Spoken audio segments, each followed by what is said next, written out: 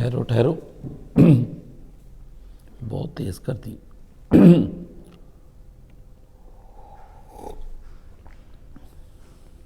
تھوڑی سی اس میں ڈال کے لے کے آؤ.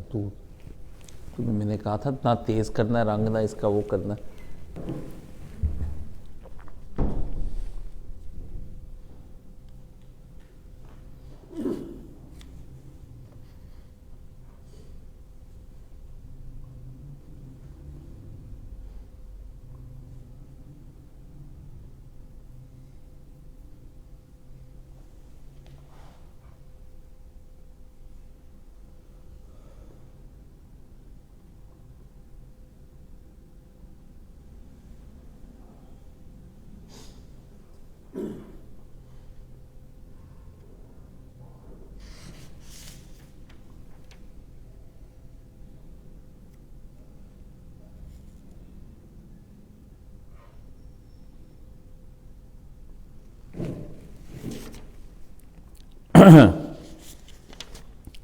نحمدہ ونصلی علی رسولہ الکریم، اما بعد فاعوذ باللہ من الشیطان الرجیم، بسم اللہ الرحمن الرحیم.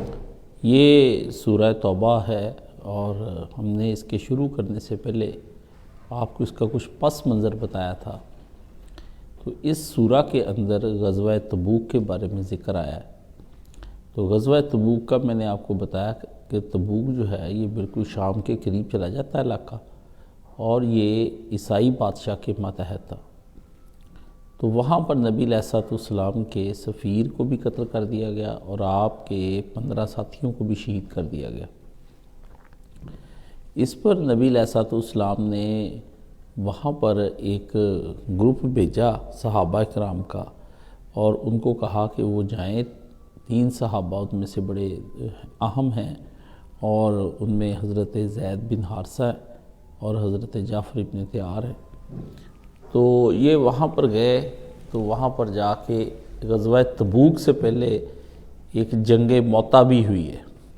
تو وہاں پر جنگ ہوئی، 3000 کا لشکر ہے، اور اس کے مقابلے میں 1 لاکھ لوگ اس زمانے میں وہ آئے.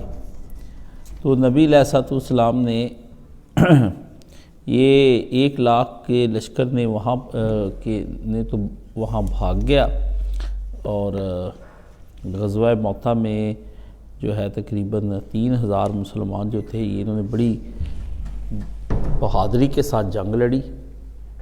اور اس کے بعد یہ سارے نقصان تو بہت بڑا ہوا، پر مسلمان ہلے نہیں اپنی جگہ سے. اس کا نتیجہ یہ ہوا کہ خالد بن ولید جو ہیں انہوں نے کسی طرح سے طرح دے کے اس طرح سے لشکر کو واپس لے کے آئے کہ یہ بھی نہ لگے کہ ہم بھاگ گئے ہیں، راستے سے ہٹ گئے ہیں، اور ہماری ایک قسم کی دھاک بھی ان کے اوپر بیٹھ جائے. تو یہ نبی علیہ السلام نے یہ اس کے بعد پھر انہوں نے حضور صلی اللہ علیہ وآلہ وسلم نے کو اطلاع ہوئی کہ کیسر جو ہے وہ تو فوج اکٹھی کر رہا ہے نبی علیہ السلام کے مقابلے میں لانے کے لیے. تو کیسر فوج اکٹھی کر رہا تھا جب رسول اللہ فوج اکٹھی کر کے لے گئے. ٹھیک ہے. تو اکثر لوگ یہ سمجھتے ہیں کہ یہ نبی علیہ السلام کو کوئی مغالطہ ہوا تھا. ہمارے ہسٹورین بھی لکھتے ہیں کہ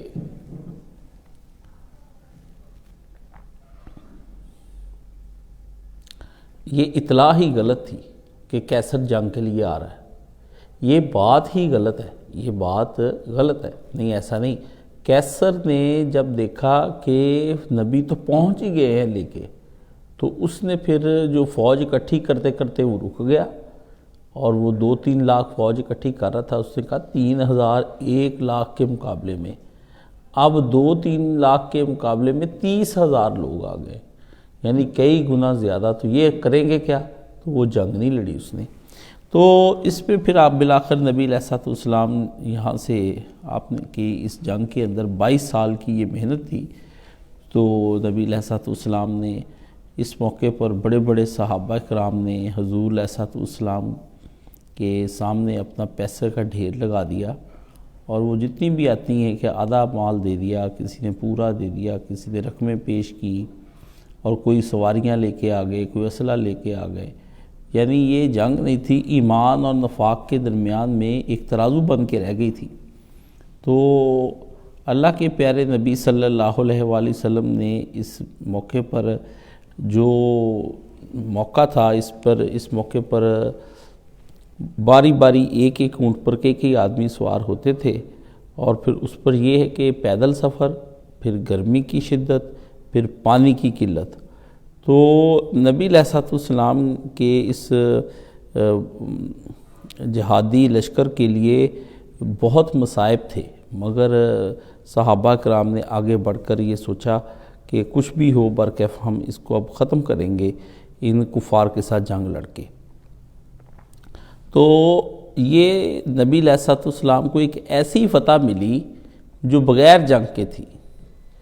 تو اس نے پھر کیا کیا، عرب کے لوگوں کے ذہن میں، مشرکین کے ذہن میں یہ ایک بات تھی کہ اگر نبی کیسر کے مقابلے میں گئے نا تو یہ سارا نبی کا لشکر جو ہے یہ شکست کھا جائے گا، اور ان کو دوبارہ سے کفر کی بنیاد رکھنے کی امیدیں بند گئی ان کی، کہ ہم دوبارہ بھی بلے پھڑیں گے، پھولیں گے۔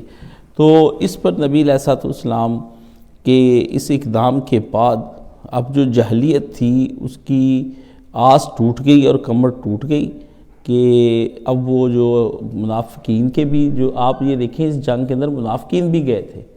یہ ایک ایسی جنگ تھی کہ اس جنگ کے اندر نبی کریم صلی اللہ علیہ وآلہ وسلم کے ساتھ صرف مومنین نہیں تھے، بلکہ حضور صلی اللہ علیہ وآلہ وسلم کے ساتھ اس جنگ میں منافقین بھی ساتھ شامل تھے۔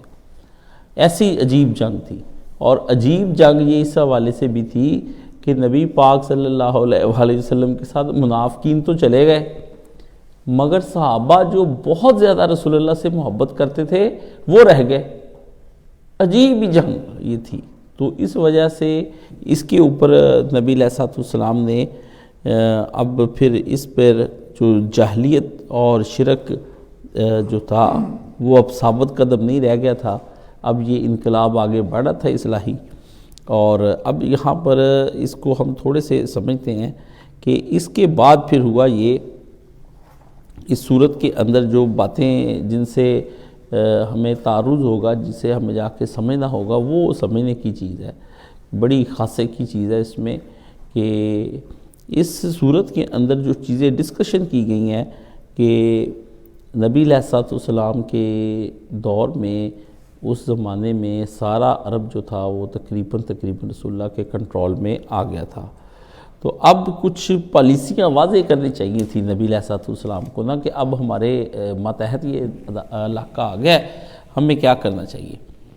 تو سب سے پہلے جو کچھ ہدایات دی گئیں کہ اللہ کے پیارے نبی کو اللہ نے یہ ہدایت دی کہ سب سے پہلا کام آپ نے یہ کرنا ہے کہ مشرکین مکہ اور مشرکین عرب، ان کے قدیم مشرکانہ نظام کو جڑ سے اکھاڑ پھینکے، ٹھیک ہے، اور مرکز اسلام جو ہے خالص، جو مکہ شریف جو ہے یہ اللہ کے لیے خالص ہو جائے، اور ایسا اس کو بنائیں کہ اس کے اندر کوئی اور شخصیت کو، کسی اور نظریے کو پنپنے کا موقع نہ دیا جائے، ٹھیک ہے، اور ایسا بنایا جائے کہ اندر بھی کوئی خطرہ نہ رہ جائے۔ آپ یہ دیکھتے جائیں کیا باتیں ہو رہی ہیں، ٹھیک ہے، کہ اندر بھی خطرہ نہیں رہنا چاہیے۔ اب اللہ نے کہا مضبوط کرو اپنے مرکز کو، جتنا مرکز کو مضبوط کرو گے اتنا ہی زیادہ جو ہے وہ تمہارا آئندہ کا کام اچھا ہوتا چلا جائے گا۔ تو فرمایا سارے مشرکین سے اے نبی برات کا اعلان کر دیں، ختم کریں ان سے، اور ان سے جو آپ نے معاہدے کیے تھے کہ تم لوگ جب تک جنگ نہیں کرو گے ہم نہیں کریں گے، فرمایا نہیں، یا اب ختم، اب تم لوگوں کے ساتھ جنگ ہی ہوگی، معاہدہ پورا ہونے کے بعد مسلمان ہو جاؤ یا نکل جاؤ یہاں سے، یہاں پہ تمہارا کوئی نہیں۔ تو یہ نبی علیہ الصلوۃ والسلام نے۔ اس کے بعد کہا گیا کہ کعبے کا پورا انتظام اہل ایمان کے ہاتھ میں آ جائے، کیونکہ اللہ کے لیے یہ گھر بنایا گیا تھا، اس میں شرک ہو رہا ہے، اس لیے فرمایا گیا کہ اس کی تولیت بھی جو ہے وہ مشرکین مکہ کے قبضے میں نہیں رہنی چاہیے، اس لیے حکم دیا گیا کہ اب کعبے کی تولیت اہل توحید کے قبضے میں آ جائے، اور جتنی بھی جاہلانہ رسمیں تھی شرکی وہ ختم کر کے ان کو پاس بھی نہ پھٹکنے دیں، تاکہ دین ابراہیمی جو شرک سے انہوں نے آلودہ کر دیا تھا وہ اب خالص اللہ کے لیے ہو کے رہ جائے۔ اس کے بعد پھر یہ بھی کہا گیا کہ اس سسٹم کو، جو جاہلیت کے سسٹم کے اندر سے ہر وہ جاہلی آثار، رسمیں، وہ کوئی سسٹم، کوئی باتیں، وہ ان سب کو اڑا دیا جائے، ٹھیک ہے۔ اور اس میں یہ کہا گیا کہ یہاں نسی کا ایک قاعدہ تھا کہ عربی لوگ جو تھے وہ ہر مہینے کو دوسرے مہینے کے ساتھ بدل دیتے تھے، ٹھیک ہے نا، کہ عربوں کے اندر جو حرمت والے 4 مہینے تھے وہ کہتے تھے کہ یہ رجب ہے حرمت والا، کہتے اس رجب میں تو اس بندہ اب میرے ہاتھ آیا ہوا ہے، کیوں نہ رجب کو میں ربیع الاول بنا لیتا ہوں، اب جو نیکسٹ ایئر ربیع الاول آئے گا اس کو رجب بنا لیں گے۔ یہ انہوں نے قانون اپنی خواہشات نفس کے لیے، قصاص کے لیے، لوٹ مار کرنے کے لیے بنا لیا، جس سے کیا کیا کہ وہ ذی الحج کو محرم بنا دیتے، محرم کو وہ کر دیتے جمادی الثانی، رمضان کو بنا لیتے ذی القعدہ، یعنی خود ہی وہ بدل دیتے، جس سے پھر کیا ہوا کہ جو 4 مہینے حرمت والے ہیں، رجب، ذی القعدہ، ذی الحج اور محرم، 3 مہینے اکٹھے ہیں، 11واں، 12واں اور پہلا، سمجھ آ گئی؟ اور یہ رجب کا مہینہ اب اس کے بعد آنے والا ہے، تو رجب الگ سے، رمضان سے، شعبان سے پہلے جو رجب ہوتا ہے تو ان مہینوں کے اندر، رجب کے اندر لوگ عمرہ کرنے کے لیے آتے تھے، یا پھر لوگ حج کرنے کے لیے ان 3 مہینوں میں آنا بھی جانا بھی، ان 3 مہینوں میں راستے طے کرنے، تو وہ سارے محفوظ ہونے چاہیے۔ تو اللہ نے ان کے اندر، عربوں کے اندر پہلے سے قانون چلا رہا تھا کہ 3 مہینوں میں ہم جنگ نہیں لڑیں گے، لوٹ مار نہیں کسی کے ساتھ۔ اس سے ہوتا کیا تھا؟ اس سے حاجی محفوظ ہو جاتے تھے۔ لوگوں نے جو سفر کرنے ہوتے تھے وہ ان 3 مہینوں میں کرتے تھے، 4 مہینوں میں، ٹھیک ہے۔ تو انہوں نے اپنی خواہش نفس کے لیے مہینوں کو چینج کر دیتے تھے، سپٹمبر کو بنا لیا دسمبر، اور کہا کہ اس کا کفارہ میں دسمبر بنا کے اس کو نکال دوں گا۔ تو یہ وہ انہوں نے ایک پورا عربی کیلنڈر تباہ کر کے رکھ دیا تھا، جس پر عالم اسلام کی بقا تھی۔ حج جو تھا یہ سب سے اہم چیز تھا، اس لیے نبی علیہ الصلوۃ والسلام نے نہیں کہا آخری حج کے موقع پر کہ آج دن اور رات گھوم پھر کر اسی جگہ پر آ گئے ہیں جس جگہ پر حقیقی طور پر آنے چاہیے تھے۔ اس لیے حج، نبی پاک کا جو حج ہوا ہے وہ کریکٹ مہینے کے اندر ہوا ہے، وہ چینج نہیں کیے نبی علیہ السلام نے مہینے۔ اس دن کے بعد سے مسلمان اپنے مہینوں کی بہت حفاظت کرتے ہیں، ٹھیک ہے۔ وہ الگ بات ہے کہ ہمارے ہاں دن کا کوئی جھگڑا ہے، ایک آدھ دن کا آگے بن جاتا ہے، لیکن اللہ کے فضل سے ہمارے مہینے جو ہیں یہ نہیں کبھی ایسے ہوئے، یعنی رمضان کب شروع ہوگا کہ ایک آدھ دن کا فرق چاند کی وجہ سے پڑ جاتا ہے، مگر یہ نہیں کوئی کہتا یہ رمضان ہے ہی نہیں، یہ اب تو آ گیا ذی الحج، ایسا کچھ نہیں ہے۔ اللہ کا شکر ہے ہمارے نبی نے یہ ہمیں تحفہ دیا ہے کہ اب یہ ہمارے مہینے آگے پیچھے نہیں ہوتے۔ تو اس کے بعد پھر نبی علیہ الصلوۃ والسلام کو یہ اللہ نے حکم دیا کہ پیارے نبی اب اسلام کے مشن کے دائرے کو بڑھائیں، اور اس وقت کی 2 سپر پاورز جو ہیں روم اور ایران، ان کی سیاسی قوت کو توڑنے کی کوشش کریں، اور عربوں کے کام سے فارغ ہوتے ہی ان کے ساتھ تصادم کریں، اور ان لوگوں کی طاقت کے ذریعے سے ان کی حکومتیں ختم کریں، اور حکومتیں ختم کرنے کے بعد یہ اس لیے ہے ان کو زبردستی مسلمان نہیں بنانا، یہ ایمان لائیں یا نہ لائیں، لیکن ان کا اقتدار ختم کر دیں، تاکہ آنے والے وقتوں پر یہ اپنی نسلوں پر اور دوسری نسلوں پر اپنی قوت کے ساتھ گمراہیاں جو ہیں وہ مسلط نہ کر سکیں۔ جاہلی نظام اپنی قوت کے ساتھ گناہ جو ہے مسلط کرتا ہے، یہ آج کا جو نظام ہے وہ یہی ہے کہ اپنی قوت کے ساتھ آپ کو پتہ بھی نہیں گیزم کیا ہے، آپ کو پتہ بھی نہیں لیسبینز کیا ہیں، آپ کو پتہ ہی نہیں کوئی چیز، تو وہ نیٹ پر آ کے انہوں نے دکھا کے فیمنزم، یہ ازم وہ ازم، ہیں جی، ہجڑے، ٹرانسجینڈر نکال کے لا رہے ہیں تاکہ بدکاری پھیل جائے، تو وہ آپ کو دکھا کے مسلط کرتے ہیں یہ لوگ۔ تو یہ جاہلی نظام کی ہوتی کہ وہ گمراہی کو قوت کے ساتھ مسلط کرتی۔ اسلام نے اس لیے کہا ہے کہ کافروں کو حکومت نہیں بس کرنے دینی، کوئی بھی صورت نہیں کافروں کو حکومت کرنے کی۔ تو اس پر پھر نبی علیہ السلام نے کہا کہ وہ گمراہ رہنا چاہتے ہیں وہ رہیں، لیکن ہم کافروں کو حکومت نہیں کرنے دیں گے، ٹھیک ہے۔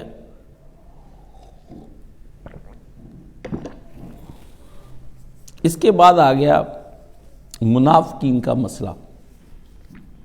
پہلے منافقین کے ساتھ اسلام نے کہا تھا کہ نرمی رکھو، کیونکہ ابھی سلطنت محفوظ نہیں ہوئی اور مضبوط بھی نہیں ہوئی۔ عبداللہ بن ابی کے گروہ کے ساتھ نرمی رکھو۔ اب اسلام نے کہا نہیں، بس ختم۔ انہوں نے جو مسجد بنا رکھی ہے نا نبی، مسجد زرار، آپ کو حکم دیا گیا کہ جانے سے پہلے، مکہ داخل ہونے سے پہلے اس مسجد کو آگے رکوا دو، ختم۔ اور ان سے کہا کہ اگر تم باز نہ آئے تو نبی تم سے پھر جنگ کرے گا۔ تو سارے منافقین جو ہے وہ دب گئے۔ اس کے بعد پھر ایک بات یہ بھی دکھائی، اگلا مرحلہ جو تھا اس میں ڈانٹ ڈپٹ ان مومنین کی ہے جن کو ایمان کے تو بڑے دعوے ہیں، مگر جب موقع آتا ہے کمزوری اور بزدلی دکھا جاتے ہیں، ضعف دکھا جاتے ہیں، عزم میں کمی دکھا جاتے ہیں، ٹھیک ہے، جرأت نہیں دکھاتے عین موقع پر جب اسلام کو ضرورت ہے۔ تو اسلام نے ان سے کہا کہ ہم ایک بہت بڑا دینی محاذ قائم کرنے کے لیے جا رہے ہیں، مشن بہت بڑا ہے، اس لیے اگر ہمیں کل غیر مسلم دنیا سے ٹکرانا ہے تو پھر سب سے بری بات جو ہے وہ کمزور ایمان والوں کا وہ کمزور ایمان ہے جو اسلام کو برباد کر کے رکھ دے گا، ٹھیک ہے۔ تو اس میں پھر یہ ہوا کہ تبوک کے موقع پر 3 صحابہ نے جو کمزوریاں اور صحابہ نے جو کمزوریاں دکھائی تھیں، اللہ نے کہا اتنی شدت سے ملامت کی ان لوگوں کے لیے، ٹھیک ہے، کہ تم لوگوں نے تو منافقانہ طرز عمل اختیار کیا، ٹھیک ہے۔ یہی ہوتا ہے ایمان، یہ ہوتا ہے کہ کلمے کی بلندی کے لیے قسمیں کھانی اور اسلام کی جانیں دینے کے لیے باتیں کرنی اور اللہ کے دین کو حق سچ مان لینا، اور جب کبھی اسلام پر برا وقت آئے تو کمزوریاں اور سستیاں اور کاہلیاں دکھانا۔ اللہم انی اعوذ بک من الجبن والبخل والعجز والکسل، یہ کیا ہے؟ فرمایا تم لوگوں نے تو اللہ کے دین کو قائم رکھنا تھا، ایک طرف ایمان کے دعوے، اور اس کے مقابلے میں جب اسلام کے لیے جان، روپیے، وقت اور محنت صرف کرنے کا وقت آیا تو تم جی چراؤ۔ ایمان صرف اسی کا معتبر مانا جائے گا جو اسلام کو ہر چیز دینے کے لیے ہر وقت تیار رہے اور سستی بھی نہ کرے۔ ایک ہے کام ہی نہ کرنا، ایک ہے کیا ہے؟ کام ہی نہ کرنا، جیسے ہم لوگ کام ہی نہیں کرتے اسلام کے لیے، اور ایک کیا ہے کہ سستی دکھانا۔ اللہ کہتا ہے کام ہی نہ کرنا تو کفر ہے، سستی کرنا جو ہے یہی تمہیں برباد کرنے کے لیے کافی ہے، یہی جہنم کا ایندھن بنانے کے لیے تمہیں کافی ہے۔ اس لیے ان 3 صحابہ کے ساتھ وہ سلوک کیا گیا، ٹھیک ہے۔ فرمایا اگر اب تم سے نہیں نا مذہب تم لوگوں سے ہوتا تو ہٹ جاؤ، اللہ اپنے دین کی حفاظت خود کر لے گا، ہٹ جاؤ۔ آپ کو پتہ ہے اللہ تعالیٰ بہت غیرت مند ہے اور اللہ کا دین بڑا غیرت والا ہے۔ اللہ کے نبی نے کہا تیرا خدا غیور، تیرا نبی غیور، مومن کس طرح غیور نہ ہو۔ صحابی تھے نا، تو وہ ان کے سامنے بات ہوئی نا کہ اگر کوئی آدمی اپنی بیوی کے ساتھ کسی کو ملوث دیکھے تو 4 گواہ لائے۔ وہ ساتھ تھے، غالباً تلوار نکال کے کھڑے ہوئے، انہوں نے کہا بلے بلے یا نبی، میں گواہ ڈھونڈتا پھروں اپنی بیوی کے لیے، میں تو جو میری بیوی کے ساتھ ملوث ہے اس کی اور اپنی بیوی کی گردن اتار دوں گا۔ تو رسول اللہ نے روکا نہیں، فرمایا تیرا خدا غیور، تیرا نبی غیور، تیرا غیور ہونا بنتا ہے۔ بعد میں تحقیقیں کہتا ہوتی رہیں گی، پہلے میں نے یہ توڑنا تلاوا، گواہ ڈھونڈتا لاؤں گا میں۔ دیکھیں اسلام جو ہے وہ غیرت کی بہت زیادہ قدر کرتا ہے، بہت زیادہ۔ غیرت ہے بڑی چیز، جہانے تگودوں میں بندہ ہی بغیرت ہو جائے تو پھر تباہی ہو جاتی ہے۔ یہ ساری قوم اور ہم بغیرت ہی ہیں اس وقت، اور ہم کیا ہیں، ٹھیک ہے نا۔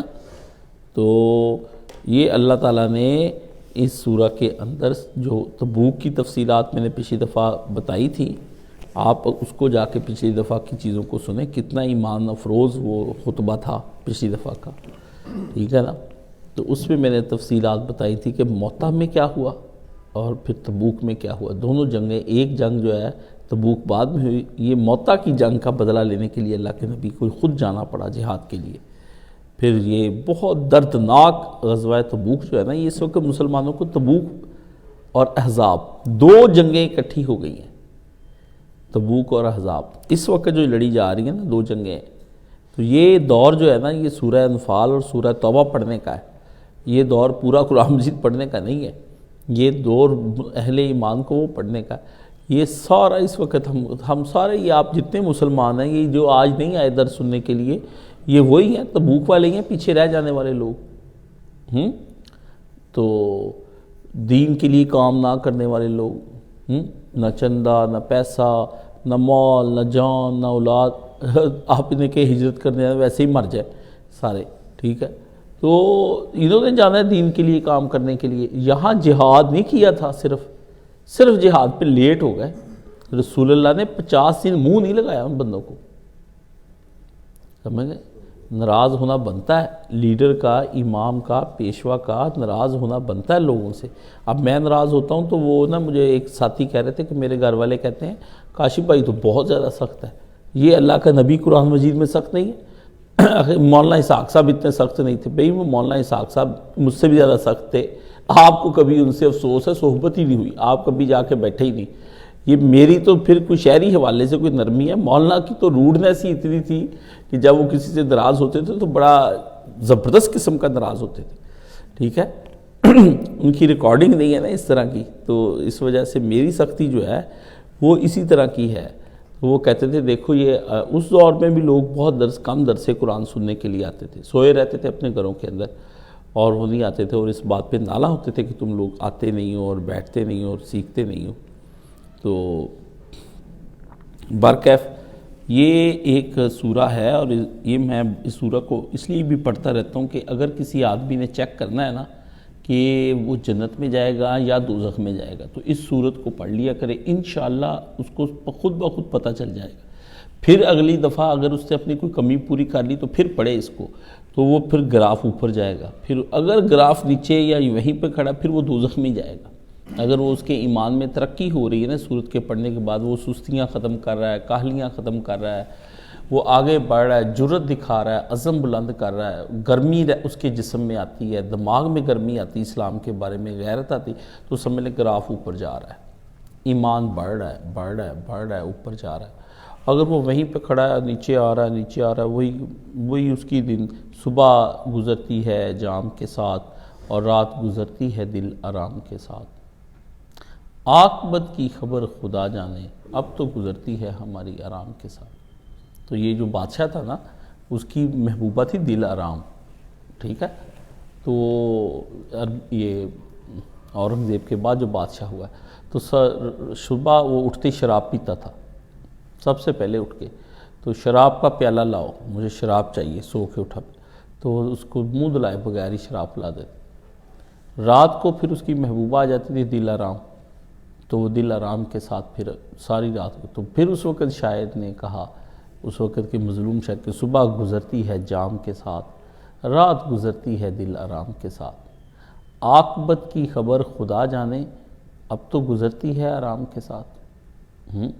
کہتا ہے یہ بادشاہ کہتا ہے اللہ ہی جانے کیا آخر میں ہوگا، اب تو میں سکون سے ہوں نا. پر پھر اس کے تھوڑی دیر بعد اس بادشاہ کو، آپ کو پتہ ہونا چاہیے کہ اس کی پھر دونوں بازار میں لا کے نا، اس کے دشمن نے اس پہ قبضہ ڈال کے، تو یہ شاہی خاندان کا ہے واقعہ، یہ مغلوں کا، یہ دونوں آنکھیں اس سے خنجر کے ساتھ باہر نکالی اس کی برے دبار. پھر اس کی بیٹیوں کو نچایا کہ ناچو، پھر اس کی بیٹیاں ناچی، شہزادیاں ناچی. اقبال نے بڑا دردناک لکھا ہے کہ ناچو. یہ ہوتا ہے ایسے لوگ جب پھر دین کے لیے کام نہیں کرتے تو پھر یہ ان کا اینڈ اور انجام یہ ہوتا ہے. غلام قادر رحلہ تھا، یہ افغانی تھے آئے، یہ افغانیوں تو بیڑا گر کی اس ملک کا اس وقت بھی اور اب بھی.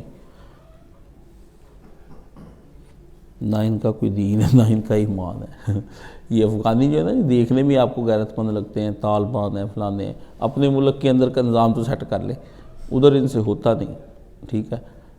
ان کو کوئی مانتا نہیں، ادھر اسلام نافذ کرنے آ جاتے ہیں. پاکستان کے اندر. اصل میں ادھر ایٹم بم پڑا ہے نا، تو ان کا ذہن ہے کہ ہم ایٹم بم پہ قبضہ کر کے پھر ساری دنیا کے اندر بم چلا دیں گے اور اس طرح کر دیں گے، اس طرح کر دیں گے. اس لیے پاک فوج ان کے ہاتھ نہیں لگنے دیتی، انہوں تو چھوڑنا ہی کوئی نہیں. بڑے کٹر حنفی ہیں یہ اہل حدیثوں کو. وہ کنڑ کے اندر انہوں نے مار مار کے نا ان کو رفائی دین پہ ان کے کاندھے جو ہے نا وہ زخمی کر دیے انہوں نے. ایسے ظالم ہیں. اس لیے اللہ تعالیٰ کو پتہ ہے کہ اس قدر نہیں ہونے چاہیے. تعریفیں کو کر رہا ہے، کوئی کچھ کر رہا ہے، اعتدال کے ساتھ ہی بات ہونی چاہیے. براۃ من اللہ ورسولہ الی الذین عاہدتم من المشرکین. دیکھیں یہ جو ادھر سے میں بہت ڈرتا ہوں، یہ نا یہ جو چیز ہے نا براۃ من اللہ ورسولہ، یہ چیز سے مجھے بہت زیادہ ڈر لگتا ہے. میں اپنی پوری زندگی میں کسی چیز سے نہیں ڈرتا. دیکھیں آپ جس سے شدت محبت کا اظہار کر رہے ہیں نا، وہی آپ سے کہہ دے کہ میں آپ سے پیار نہیں کرتا، کہانی ختم ہو جاتی ہے. وہی کہہ دے میں آپ کے پاس نہیں. آپ کی ہی بیوی آپ سے کہہ دے میں آپ کے پاس رہنا نہیں چاہتی. آپ کا ہی بیٹا آپ سے کہہ دے کہ میں آپ کے ساتھ رہنا نہیں چاہتا. آپ کی بیوی آپ گھر جائیں اچھے بھلے وہ آپ سے طلاق کا مطالبہ کر لے، آپ منہ کی طرف دیکھتے رہیں کہ یہ کیا ہو گیا. ٹھیک ہے، یہ انسان کو تڑپا دینے والی بات. یہ مثالیں اس لیے دیتا ہوں کہ انسان کو ان 2-3 رشتوں سے بہت زیادہ پیار ہوتا ہے، باقی رشتوں سے ذرا کم ہوتا ہے. کوئی شخص جب آپ سے الگ ہونے کی بات کر دینا تو بہت زیادہ قیامت خیز بات ہوتی ہے. کچھ ہو گیا ہوتا ہے ایسا، ورنہ راہیں اس قدر جلدی جدا نہیں ہوتی. راہیں جدا کرنے کے لیے برسوں لگتے ہیں. ٹھیک ہے نا، گو ذرا سی بات پہ برسوں کے یارانے گئے، لیکن یہ تو ہوا کچھ لوگ پہچانے گئے. یہ جو ہے یہ وقتی طور پہ تو بندے کو لگتا ہے. برات ایک ایسی چیز ہے، بیزاری ہو جانا، علیحدگی ہو جانا، پرے کر دینا، دور ہو جانا، یہ بڑی خطرناک چیز ہے. یہ 1-2 دن میں نہیں آتی. یہ بندہ ساتھ چلتا رہتا ہے. بیوی شوہر کے دکھ برداشت کرتی رہتی ہے، لیکن پھر کچھ ایسا ہو جاتا ہے جس کے بعد وہ کہتی نہیں اب بس. تو کئی عورتیں آپ نے دیکھا ہے بڑھاپے میں جا کے طلاق لے لیتی ہیں. ٹھیک ہے، مجھے یاد ہے کہ ہم ایک بہت بڑا فیصل آباد کا ڈاکٹر تھا، تو اس کے سارے بچے جوان اور پڑھے لکھے اور ہائیلی کوالیفائیڈ اور شادی شدہ اور باہر کے ملکوں میں سیٹل. اس کی بیوی اس نے وہ لو میرج کی تھی اپنی اس بیوی کے ساتھ. تو اس کی عورت نے طلاق لے لی. وہ مجھے اور مولانا کو لے کے اسلام آباد گیا. اسلام آباد میں وہ کسی بہت بڑے عہدے پر فائز کسی ایمبیسیڈر کی بیٹی تھی. ہم ان کے گھر گئے صلح کرانے کے لیے. اس نے خلا کا کیس کیا ہوا تھا. تو شوہر اس کے گرد منڈلائے، منتیں کرے، ترلے کرے، واسطے ڈالے، سڑک پہ بھی. اتنا بڑا ڈاکٹر تھا، آپ تصور نہیں کرتے. یہاں اربوں روپے کی اس کی جائیدادیں تھیں اور ڈیفینس میں اس کی کوٹھیاں تھیں کیلی کے لئے لڑکے کو تھی. وہ دروازے پہ بیٹھ کر 8-10 کنال کی کوٹھی تھی جہاں پر وہ بیٹھ گیا دروازے پہ بیوی کے کہ تم مجھ سے وہ کہے. وہ عورت بہت ہی نیک اور متقی تھی. اس سے کتابیں لکھی تھی، دل کے فیصلے، جدائی کی راہیں، بڑی بڑی قیمتی، وہ جو اس نے قرآن و حدیث سے سن کر. تو جب آپ یہ دیکھیں ہم مولانا صاحب اور ہم گئے اس کے گھر میں، تو قصہ مختصر یہ جو ہوا، تو مولانا صاحب سے اس نے کہا مولانا آپ مجھے یہ مشورہ دینے آئے ہیں یا حکم دینے آئے ہیں؟ کیونکہ اس کو پتا تھا یہ مولانا کو بہت مانتی ہے. تو مولانا صاحب آگے سے سکتے میں آ گئے. مولانا صاحب بھی مولانا صاحب تھے. انہوں نے پھر تدبیر لڑائی ذہنی طور پر انہوں نے قرآن مجید کی ایک آیت نکالی. کہتے تیری گل دا جواب تو میں قرآن چو دینا ہے نا. وہ خارجی ذہن کی عورت تھی. ٹھیک ہے، مولانا نے اس کو جب دیا جواب وہ چپ ہو گئی. اس نے کہا میں کسی صورت اس جانور کے ساتھ نہیں رہنا چاہتی، یہ انسان نہیں ہے. آپ یہ دیکھ لیں. بس اس سے یہ کہا، اس سے کہا مولانا یہ ایک جانور ہے. اس کا باپ بھی پاس بیٹھا تھا، بہت لوگ بیٹھے ہوئے تھے. تو اس کے بعد اس نے کہا کہ آپ ڈائیورس لینا چاہتی ہیں؟ تو مولانا نے کہا آپ سمجھائیں اپنی. انہوں نے کہا نہیں، ہمارے ہاں بیٹیوں کو سمجھایا نہیں جاتا. ہماری بیٹیاں سمجھی ہوئی ہیں، ہائیلی کوالیفائیڈ ہیں، پڑھی لکھی ہے. میری بیٹی میں کوئی دین یا دنیا کا کوئی عیب. عورت کی سب سے قیمتی چیز اس کی حیا اور وفا ہوتی. آپ وہ نکال دیں میں کہہ دیتا ہوں کہ میری بیٹی چلی جائے، میری بیٹی کو یہ اس پہ انحصار ہے، میں اپنی بیٹی کو کہیں نہیں بھیج سکتا۔ باپ بڑا کانفیڈنٹ آدمی تھا، ہم کہتے چلو صلح کر لو، چلو چلے جاؤ، یہ ہمارے ہاں ہی ہیں اس طرح کی باتیں۔ بیٹیوں کو تھوڑا کانفیڈنٹ بھی ہونا چاہیے، یہ ضروری نہیں ہے کہ ایک جنگلی جانور کے ساتھ ساری زندگی گزاری جائے۔ انسان کے ساتھ گزارنے کا تو آپ کہہ سکتے ہیں کہ چلو کمپرومائز کر لو، لیکن جانور کے ساتھ زندگی گزارنا بہت مشکل بات ہے، سمجھ گئے؟ اسی طرح ایک جانور بیوی کے ساتھ بھی نہیں رہا جا سکتا، ٹھیک ہے؟ جلدی فیصلہ کر لینا چاہیے آدمی کو، کوئی لازم نہیں ہوتا، کیونکہ روز روز کی کٹ پٹ جو ہے نا بالآخر ایک دن برسٹ کر جاتی ہے، دھماکہ ہو جاتا ہے اس کا، تو پھر کسی کا کچھ بھی نہیں بچتا۔ روز کی یہ کھٹ پٹ سے الگ ہی ہو جائے تو وہ تو کچھ بچ جاتا ہے، ملتے رہ جاتے ہیں، وہ نہیں آئی۔ ڈاکٹر روئے سارے راستے، چیخے مارے، وپیلے کرے، اسے کہا کورٹ میں ملاقات ہوگی، اسلام آباد ہائی کورٹ میں مقدمہ لگا ہے، میں وہاں جاؤں گی، میں دیکھوں گی۔ وہ بچوں کو کہے، بچوں نے بھی سفارش نہیں کی اپنے باپ کی، انہوں نے کہا نہیں ماما کی ہم نہیں کر سکتے، آپ اور کچھ وہ باتیں جو اس نے ہمیں بتائیں اس سے تو مجھے اس ڈاکٹر سے گھن آنے لگی، مجھے تو اس سے گھن آنے لگی۔ بڑا شاعر ڈاکٹر تھا، شعر و شاعری پڑھے، اس کے فراق میں روئے، اس کے ہجر میں قصے سنائے، بڑا کچھ کہے، اقوال زری پڑھے، گولڈن ورڈز سنائے۔ میں کہتا ہوں وہ تو ڈاکٹر کم تھا، وہ تو کوئی مجنوں تھا اپنی اہلیہ کا۔ تو اس نے کہا اس نے مجھے اس وقت جوانی میں محبت کا پیغام دے کر، میری رائے لے کر، مجھ سے پوری طرح مجھے انوالو اپنے میں کر کے شادی کی تھی، منتوں سے شادی کی تھی، لیکن منتوں کی شادی کرنے کے بعد پھر یہ حشر کیا جاتا ہے۔ ہوس کی بنا پر جب آپ شادیاں کر لیتے ہیں اور منتیں کر کے، تو جس کے ساتھ آپ ہوس پوری کر لیتے ہیں تو پھر اس کو بھی خبر لینی آتی ہے۔ تو یہ ہے براءت کا مفہوم، میں نے صرف آپ کو سمجھانے کے لیے دنیاوی مفہوم سمجھایا تاکہ آپ کے ذہن میں بات آ جائے کہ براءت بہت بری چیز ہے، اس لیے میں اس سے ڈرتا ہوں۔ اب کیوں میں ڈرتا ہوں وہ آپ کو میں بعد میں بتاتا ہوں۔ اعلان براءت ہے اللہ اور اس کے رسول کی طرف سے، استغفر اللہ۔ شرک ایک ایسی چیز ہے جس کے ساتھ اللہ اس کے رسول نے کہا صلح نہیں ہونی، کمپرومائز ہی نہیں، مجھے نفرت ہے، I hate you very much, بس میں آپ کی شکل بھی نہیں دیکھنا چاہتا، تمہاری شکل میرے لیے باعث اذیت ہے، تم اپنے وجود کو یہاں سے گم کر دو بس پلیز۔ اللہ نے شرک کے بارے میں اس کے رسول کو اتنی شدت کے ساتھ اپنے نمائندے کو کہا، صرف میں ہی نہیں میرا نمائندہ بھی، یہ شرک ہے۔ یہ ذرا جو لوگ نہیں، یہ صرف ان کو شرک نہ سمجھے کہ یہ ابو سفیان کے بارے میں آیتیں اتری ہوئی ہیں۔ آپ لوگ جو شرک کرتے ہیں اپنی زندگی کے اندر، اور آپ لوگ جو شرک کرتے ہیں خود بھی، یہ نہیں کہ صرف بریلوی کرتے ہیں یا دیوبندی، یا اہل حدیث بھی شرک کرتا ہے۔ اہل حدیث کا شرک شرک خفی ہے، ہڈن شرک ہے۔ یہ خفیہ خفیہ شرک اور خفیہ خفیہ گناہ، یہ علانیہ شرک اور علانیہ گناہ سے بدترین ہے، کیونکہ خفیہ شرک کے ظاہر میں تقوی ہوتا ہے اور علانیہ شرک کے ظاہر میں تقوی نہیں ہوتا۔ تو ایک تو یہ شرک کا گناہ اور دوسرا تقوی کی چادر اوڑھ کر گناہ۔ دوہرے چہروں کے ساتھ، دوہری شخصیتوں کے ساتھ جب آپ یہ شرک کر رہے ہوتے ہیں تو اللہ تعالیٰ کہتے ہیں کہ یہ سن لیں سارے مشرکین کہ تم لوگوں کے ساتھ اللہ اور اس کے رسول نے برات کا اعلان کر دیا ہے، یہ تمہارے ساتھ ہمارا کوئی نہیں سلسلہ کار چلنا، یہ ختم، بس بات کو ختم کرو۔ اب اس سے آگے سے آپ سوچیں کہ اگلی جو مرحلہ ہے، میں کس بات سے ڈرتا ہوں؟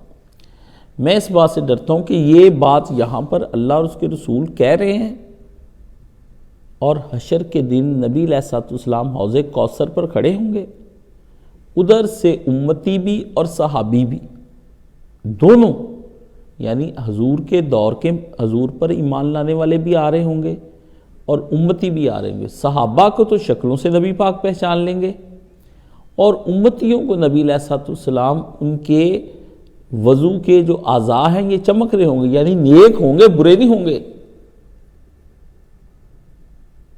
آپ بات کو سمجھنے کی کوشش کریں. یعنی متقی ہوں گے وہ دنیاوی طور پر, ٹھیک ہے, حج کیے ہوں گے, عمرے کیے ہوں گے. یہ کہتے ہیں نا پیر کا چہرہ بڑا نورانی ہے. کاشف صاحب, پیر بہت نورانی ہے.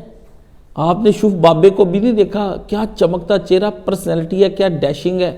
یہ ہمارے ایک لڑکا آتا ہے میرے پاس پڑھنے کے لیے, مجھے کہتا ہے استاد جی پیر بہت خوبصورت ہے وہ, تو اس کے چہرے پہ نور کہاں سے آ گیا؟ میں نے کہا اول تو تم نے کب سے یہ سمجھ لیا کہ اللہ نے تمہیں یہ آنکھ دے دی ہے کہ اب تم نور اور ظلمت میں فرق کرنے والے بن گئے؟ پہلے تو اپنا ہی درجہ بہت بلند, یعنی پہلے تو لیبارٹری کہتی میں بڑی ہائی فائی لیبارٹری, مطلب آپ کہیں کہ استاد جی وہ نور ہے, تو پہلے اس کا مطلب یہ ہے کہ آپ اتنے مقدس ہو گئے ہیں کہ اب آپ کی ایک ایسی آنکھ کھل گئی ہے غیب کی کہ اب آپ لوگوں کا نور اور ظلمت ہے اس کا فرق کرنے لگ گئے. اس کا مطلب پہلے تو آپ ہی بڑے پیر بن گئے, وہ تو پیر بعد میں بنا ہے. آپ کو دعویٰ بہت زیادہ ہو گیا. یہ بات آپ سمجھنے کی کوشش کریں. یہ نور لبدے پھرتے سارے جاڑے اکھاں نا, میری اکھ نے ویکھیا وہ چہرے تے ایک نور آ, سبحان اللہ. میں کہ وہی اکھ دیکھی, یہ اکھ دیکھا میں کدھر نہیں ہے جڑی.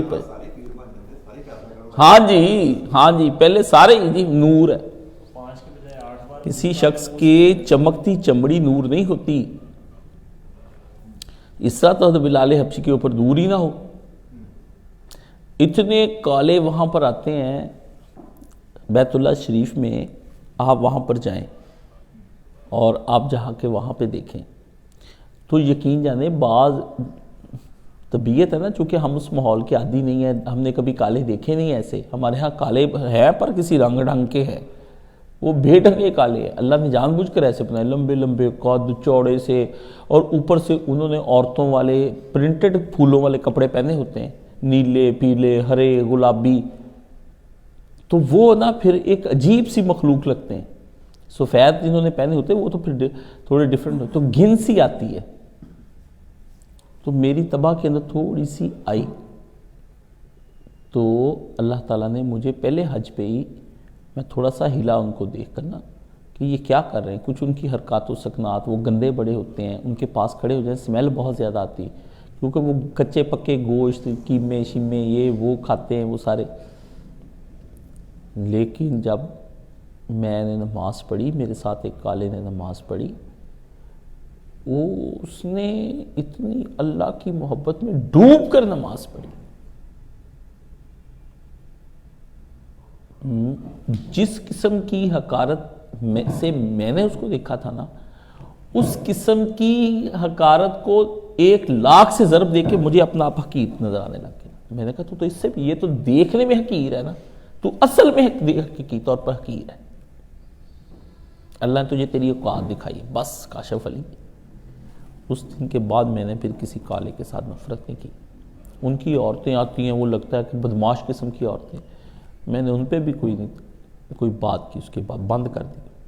پتہ نہیں اس کی مخلوق میں اس کو پیارا کون ہے, پتہ نہیں کون پیارا ہے اس کا. میں گلیاں دا روڑا کوڑا تے محل چڑھایا سائیاں. کہتا میں کوڑا تھا گلیوں کا, تو محل کے اندر لا کے مجھے بادشاہ نے رکھ لیا. میں گلیاں دا روڑا کوڑا تے محل چڑھایا سائیاں, سونیاں پرے ہٹائیاں تے کوجیاں گل نہ لائیاں. دنیاوی معیار کے مطابق کسی شخص نے کہتا کہ خوبصورت لڑکی کو پرے کر دیا اور بدصورت لڑکی کو قریب کر دیا, کیونکہ وہ باوفا ہے, باشعار ہے. ہاں بے غیرت کی کوئی بات نہیں, وہ تو دوسری کو کہ سونیاں پرے ہٹائیاں تے کوجیاں گل نہ لائیاں.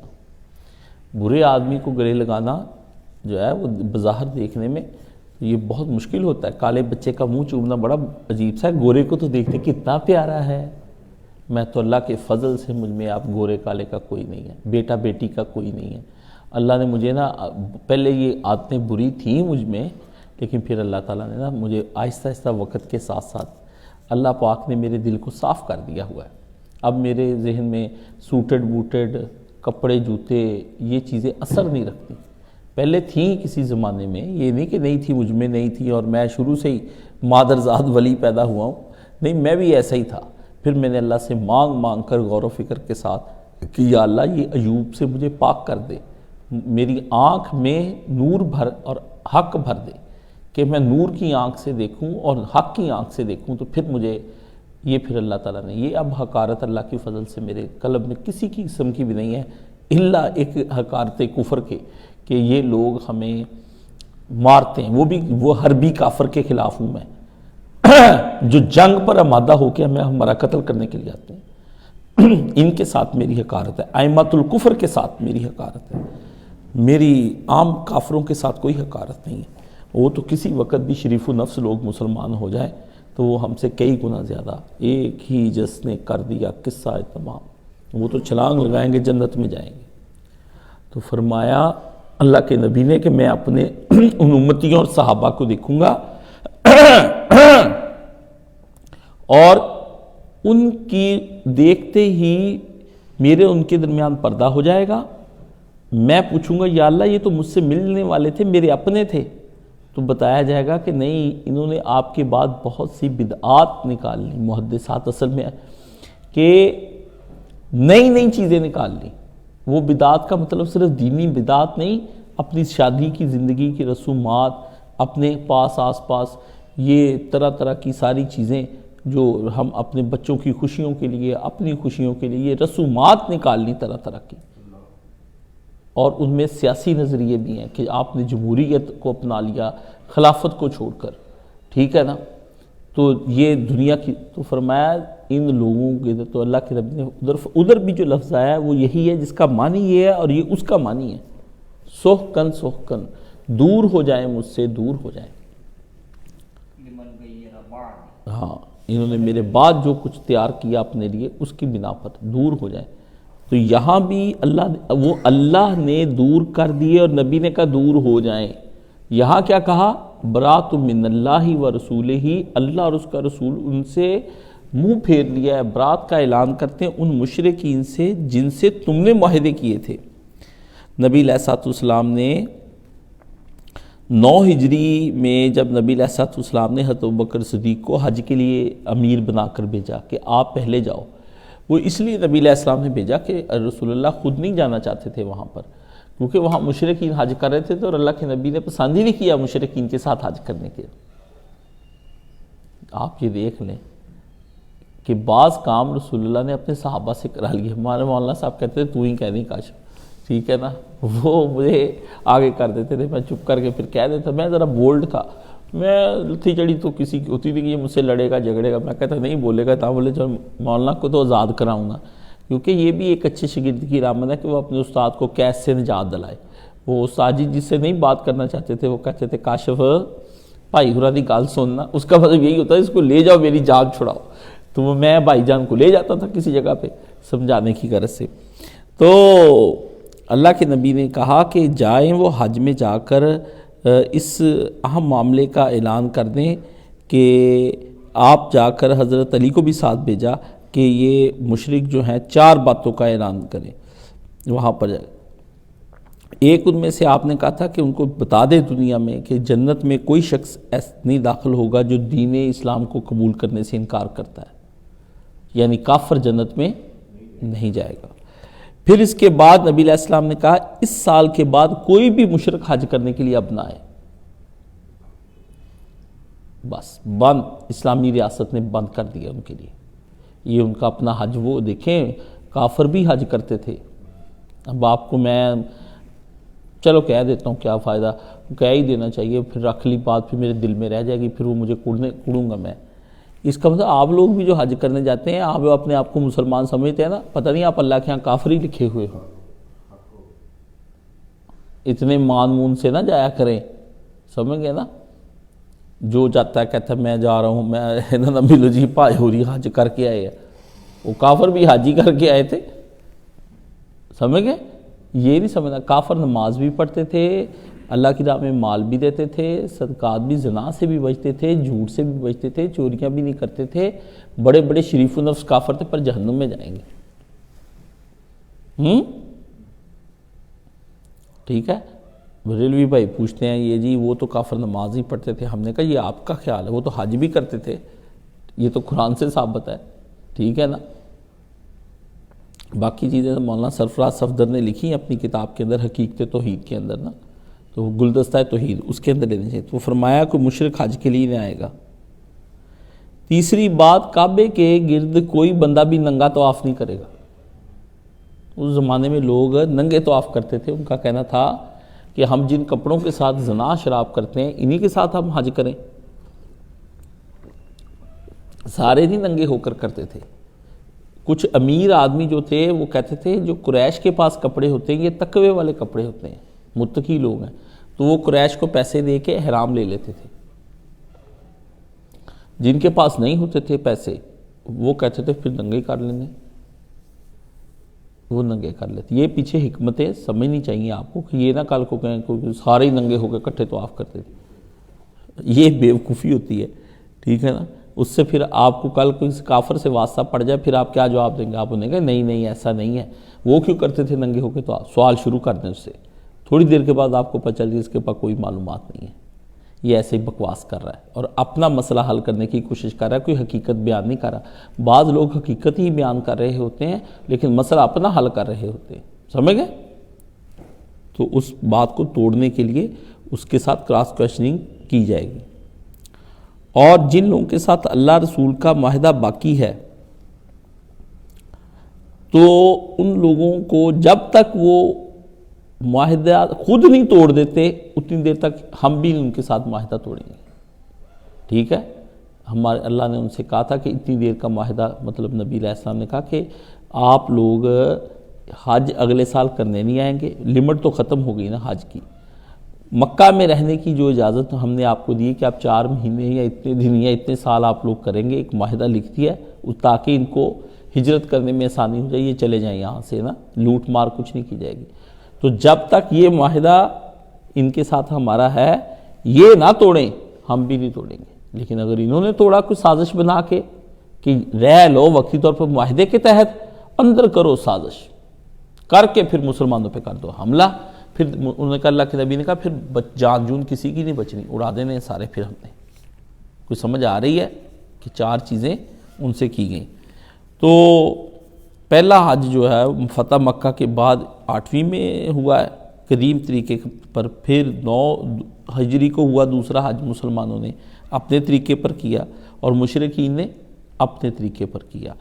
پھر اس کے بعد یہ تیسرا حج 10 ہجری کا ہوا جو حجۃ الوداع ہے, یہ پھر خالص مسلمانوں کے طریقے پر ہی ہوا ہے, ٹھیک ہے. 2 سال نبی علیہ السلام حج کے لیے تشریف نہیں لے کر گئے. کہا نہیں جب تک شرک ختم نہیں ہوگا محمد وہاں پہ قدم بھی, مشرک بھی نہیں نہ جائیں گے, میں نے بھی نہیں جانا وہاں پہ. وہ غور تو کریں اللہ کا نبی کس طرح کی شرک سے نفرت کرتا ہے. وہ تو مشرکین کے ساتھ بات کرنے کو تیار نہیں ہے اللہ کا نبی, سمجھ گئے. صلح حدیبیہ جو ہوئی ہے وہ ایک مجبوری تھی اس زمانے کی. بس اگر ان کے ساتھ کوئی بیٹھنے کی بات ہوتی تو وہ نبی علیہ السلام ان کے ساتھ کہتے ہیں چلیں جی آدھا دین تم عمل کر لو آدھا میں. نبی نے کہا پورا میرا قبضہ ذاتی ہونا چاہیے, بس غیر کا قبضہ ہوتا ہے تو وہ کچھ نہ کچھ کام دکھا جاتے ہیں. اس لیے اسلام کہتا ہے کہ بندے کے قبضے میں چیز ہونی چاہیے. جب غیر کا قبضہ ہوگا, کمزور آدمی کا قبضہ, وہ درمیان میں کوئی چلن چل جائے گا, وہ نقصان ہو جانا ہے, مشن کو برباد ہو جانا ہے. اس لیے ایک بہت ڈٹ آدمی چاہیے جس کے جھکنے کا اور جس کے نہ کر دینے کے بعد کبھی ہاں میں نہ بدلے, ایسا آدمی مشن کے اندر ہونا چاہیے. کچا آدمی اگر آپ نے رکھ لیا وہ کہیں نہ کہیں آپ کو مصلحت پر, مصالحت پر, حکمت کے نام پر, اسٹریٹجی کے نام پر آپ کو جھکا دے گا, جس کی وجہ سے وہ جو چلتی سیدھی ریل گاڑی وہ ایک غلط ٹرن لے لے گی. پھر اس کے بعد جو ہے وہ سارا کچھ آپ نے پھر دیکھا نا کہ صحابہ نے حضرت امام حسین کے ساتھ نہیں دیا, پھر ان صحابہ کو مرنا پڑ گیا. اگر یہی کربلا میں سب لوگوں کو پتہ لگ گیا تھا اور یہ اس وقت امام حسین کے ساتھ بولڈ ہو جاتے سارے, تو بعد میں مکہ بھی نہ اجڑتا, مدینہ بھی نہ اجڑتا. اور اجڑنے کے ڈر سے بھی گئے تھے امام حسین کے ساتھ اور پھر بعد میں اجڑ بھی گئے. اجڑنے کے ڈر سے نہیں گئے اور بعد میں اجڑ بھی گئے۔ یہ ہوتا ہے کہ کچھ لوگ اس وجہ سے ساتھ نہیں دیتے کسی آدمی کا کہ یار ہم نہ کہیں رگڑے میں آ جائیں، تو ان کو بھی بعد میں اس آدمی کے مرنے کے بعد ان کو بھی رگڑا لگ جاتا ہے، کیونکہ پھر وہ جس حقوق کے لیے لڑ رہا ہوتا ہے وہی حقوق جو ہیں پھر ان کو بھی میسر نہیں آتے، وہ بھی پھر گرم ہوتے تو پھر وہ بھی اجڑ جاتے ہیں۔ اس لیے اسلام چاہتا ہے میں اکیلا مالک ہوں، کوئی اور اس میں دوسرا آدمی اس پہ مالک نہ ہے، ٹھیک ہے۔ یہ ہوتی وہ چیز جو ایک مشن کی راہ میں سب سے زیادہ اہم ہے۔ نبی کہتے ہیں صرف میں، اونلی ون مین اتھارٹی، بس یہاں اتھارٹی کسی اور کی ہوگی نہیں۔ نبی نے بھگت لی تھی نا ساری اتھارٹیاں، ہے یہودیوں کے ساتھ اتھارٹی کچھ ان کی ہوگی، کچھ نبی پاک کی ہوگی مدینے میں، تو کیا کیا انہوں نے نبی علیہ السلام کے ساتھ دھوکہ کر دیا غزوہ احزاب میں۔ حضور کو مدینے کی 1/3 جو ہے کھجور دینی پڑ گئی ان کو، ہے جی، معاہدہ کرنا پڑ گیا۔ تو نبی نے وہ دیکھا ہوا تھا، نبی پاک نے دیکھا ہوا تھا کہ مشرکین کے ساتھ میں نے معاہدہ کر لیا ہے، تو انہوں نے پھر کیا نبی پاک کے ساتھ کیا؟ معاہدہ توڑ دیا ابو سفیان لوگوں نے، قبیلوں نے، ٹھیک ہے۔ نبی پاک نے عبداللہ بن ابی لوگوں کے ساتھ پیچ اپ کیا، ان لوگوں نے پھر کیا کیا؟ اندر کھاتے سازشیں کر کے برباد کر دیا۔ اس لیے نبی پاک کو اللہ نے سارے تجربے کرانے کے بعد کہا تھا بس نبی اب آل ان آل آپ ہونے چاہیے اس جگہ پر، سمجھ گئے؟ لوگ مجھے پوچھتے ہیں نا کہ آپ نے مرکز کیوں بنایا ہے، اس لیے بنایا، وہ بھائی میں نے سارے کچھ چیک کر لیا تھا، میرے سامنے حضور کا نقطہ نظر تھا، ہم نے وہاں دیکھ لیا تھا کہ اس مسجد میں نے ادھر ہی دیکھ لیا تھا کہ یہاں کے رنگ ٹھیک نہیں ہے، یہ آئے دن جو ہے نا رنڈی رونا رہنا ہے، اس لیے یہاں سے تو نکلا جائے نا، خود ہی اللہ کی زمین کیا وسیع نہ تھی، ٹھیک ہے۔ اس لیے ہم نے وہاں پھر اس کے بعد ہم ایک اور جگہ پہ جا کے بیٹھ گئے، وہاں پر بھی انہوں نے ہمیں پھر طرح طرح کی پابندیاں لگانی شروع کر دیں، آپ یہ نہ کہا کریں، وہ نہ کہا کریں، اتنے بجے اٹھ جائیں، اتنے بجے بیٹھ جائیں، ایسے نہ کیا کریں آپ ویسے، روزانہ انکوائریاں لگنی شروع ہو گئیں میری، ٹھیک ہے۔ تو پھر اس میں مجھے جلدی تھی، میں نے جلدی میں ہی سارا کچھ اس کا جو ہے وہ بنیادیں رکھ کے میں نے اس کی بس مجھے بلایا کہ آپ کو کس بات کی جلدی ہے یہ مرکز بنانے میں ہیں، اب میں ان کو کیا بتاؤں کہ تم جیسے کتے بلے جو ہیں وہ ان کی وجہ سے مجھے جلدی ہے، ٹھیک ہے نا۔ تو آل ان آل ہونا آدمی کا بہت ضروری ہے کہ جہاں وہی ہو کوئی اور نہ ہو، جب کوئی اور ہوتا ہے تو پھر وہ طرح طرح کے فتنے پنپتے ہیں۔ یہاں بھی کسی نے کام نہیں کی، بڑے آئے، ناراضگیاں ہوئیں، انتظامیہ بنی، بہت کچھ ہوا، میں نے تو ٹکنے کسی کو بھی نہیں دیا، اللہ کا فضل ہے، میں ٹکنے کسی کو نہیں دیتا، میرے پاس ہے نا سارے علاج، میں ہر علاج کے بعد ایک اور علاج رکھتا ہوں تاکہ اس کا علاج کرنا اگر مجھے پڑ جائے موقع پہ تو یہ نہ ہو جائے۔ یہ اللہ کے نبی کا طریقہ کار ہے، مومن کو اپنی جگہ، ایک فیکٹری میں 2 مالک ہو جائیں گے تباہی پھر جائے گی، سمجھ گئے؟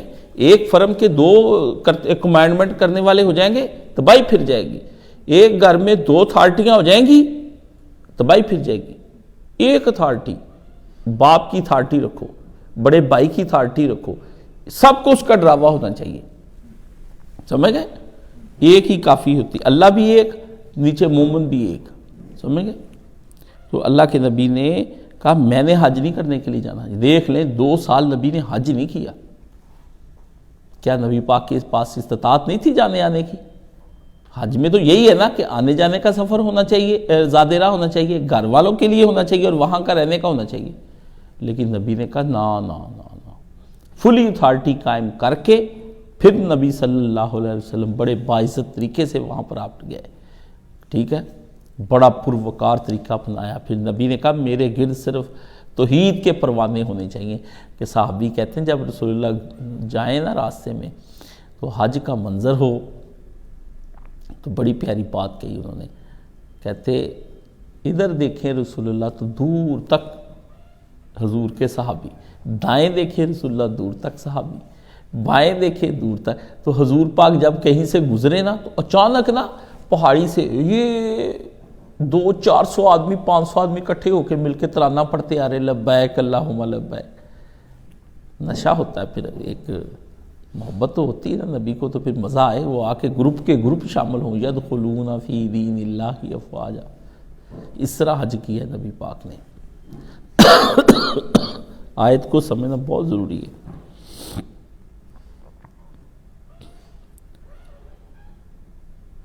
اس لیے اللہ نے کہا عہد تم، جن سے تم نے معاہدے کیے ہیں۔